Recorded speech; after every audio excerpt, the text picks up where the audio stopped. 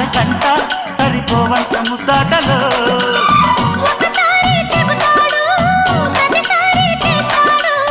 అంటూనే చీపాడు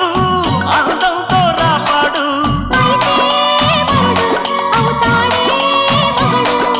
అసలే రతివి అవుతావే